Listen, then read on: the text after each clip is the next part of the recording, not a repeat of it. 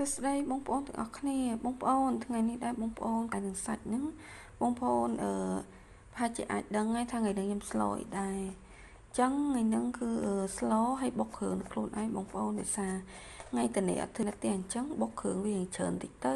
ទុកឲ្យបកកទូទឹកកកទៅដើម្បីប្រើនៅថ្ងៃក្រោយទៅការស្លម្ជូរទៅការអីគឺមានគ្រឿងស្រាប់អញ្ចឹងណាបងប្អូនអញ្ចឹងថ្ងៃហ្នឹងគល់ក្រី3-4គល់មកជាមួយម្ទេសស្លឹកក្រូចហើយខ្ទឹមសពីវាកពឹសដែរចឹងទៅជាមួយគ្រឿងអញ្ចឹងមានល្មៀតអីចឹងដែរអញ្ចឹងគ្រឿងទាំងអស់ហ្នឹងហាន់រួចហើយដាក់ចូលត្បាល់ជាមួយគ្នាចឹងមកអញ្ចឹងទុកឲ្យម្លាយសិនឥឡូវនេះចាប់ផ្ដើមមកហាន់បន្លែអញ្ចឹងទ្រាប់នេះខ្ចីល្អបងប្អូនហើយក៏ទិញពីវាផ្លែខ្ញុំដាក់លាយចឹងទៅអញ្ចឹងថ្ងៃហ្នឹងខ្ញុំស្ល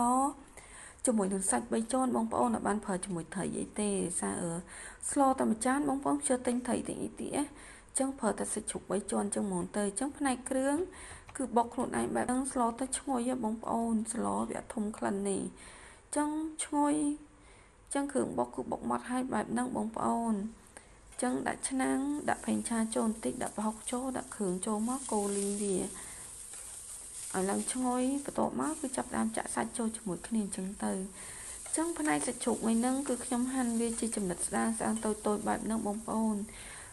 បើហាន់ធំពេកទៅក៏អត់តំណងដែរណាមួយស្លកកូរអាចកច្រាមទៀតក៏បានដែរប៉ុន្តែខ្ញុំអត់ទេខ្ញុំហាន់វាស្ដើងតូចបែបហ្នឹងហ្មងទៅបន្ទាប់មកបន្ថែមល្ពៅចូលទៅហើយស្លនេះគឺវាតិចបងប្អូនមានទ្រាប់មានអីចឹងទៅចឹងបន្លែកកូរ1000បូកជាមួយស្លឹកម្រះអស់1000ទីអស់2000ចឹងដាក់បន្លែចូលមកចាក់កូរលីងបន្ថែមហើយទុកឲ្យมันស្ទុះទៅចាប់ផ្ដើមដាក់ទឹកចូលមករងាស់វាយកចឹងស្លដល់ញ៉ាំដែរស្លអញ្ចឹងឯងបងប្អូនខ្ញុំនៅដាក់លីងបន្លែលីងអីអត់តុនប៉ុន្តែលើកនឹងខ្ញុំឃើញបងប្អូនយើងស្លអញ្ចឹងដែរខ្ញុំសាក់លបងធ្វើបែបហ្នឹងមានអីបងប្អូនរសជាតិគឺឆ្ងាញ់ដូចគ្នាអញ្ចឹងឥឡូវនេះកូរមើលទៅវាស្ទើរកលីងខ្ញុំចាក់ថែមចូលតិចទៀតទៅហើយចាប់ផ្ដើមបង់ជាមួយនឹងគ្រឿងទៅអញ្ចឹងការបង់គ្រឿងនេះអញ្ចឹងដែរបងប្អូនពីមុនធ្លាប់តែស្លពេលលីងសាច់នេះគឺដាក់គ្រឿងចូលឲ្យអស់ហើយប៉ុន្តែឃើញបងប្អូនយើងអាសាធ្វើបែបហ្នឹងដែរចឹងខ្ញុំសាក់លើធ្វើអញ្ចឹងដូចគ្នាមើលទៅថាតើវាមិនដែរបងប្អូនអត់អីទេស្លគឺរសជាតិទទួលយកបានដូចស្លធម្មតាដែរ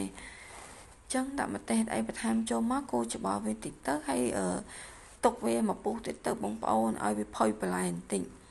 ចឹងដូចជាល្ពៅអីដោយសារល្ពៅនឹងជាល្ពៅស្អិតល្អអញ្ចឹងមកពុះជាមួយនឹងបន្លែទៅគឺវាផុយដូចគ្នាហើយបងប្អូនវាអត់ឲ្យលួយល្ពៅទេចឹងក្រោយពីមកពុះមកបងប្អូនគឺបែបនេះចឹងថ្ងៃនេះខ្ញុំទិញបានស្លឹកម្រះល្អបងប្អូនហើយប៉ុន្តែបេះដាក់តាពាក់កដាហើយសារវាខ្ចីល្អណាមួយខ្លាចច្រើនពេកទៅវាល្វីងស្លដែរអញ្ចឹងទៅចឹងពេលដាក់ស្លឹកម្រះចូលកូរជ្រុំឲ្យទន់តិចទៅបិទភ្លើងទៅកុំរងាស់វាខ្លាចវាល្វីងដោយប្រមាត់ដីឬអីដែរបងប្អូនពេលស្លគ្រាន់តែដាក់វាចុះបិទភ្លើងយកហ្មងចឹងស្លកកូរជាមួយស្លឹកម្រះរបស់ខ្ញុំឆ្អិនហើយបងប្អូនឥឡូវនេះចាប់ផ្ដើមដួសដាក់ចានហើយបងប្អូនកុំភ្លេចជួយ share វីដេអូរបស់ខ្ញុំផងសម្រាប់បានវីដេអូ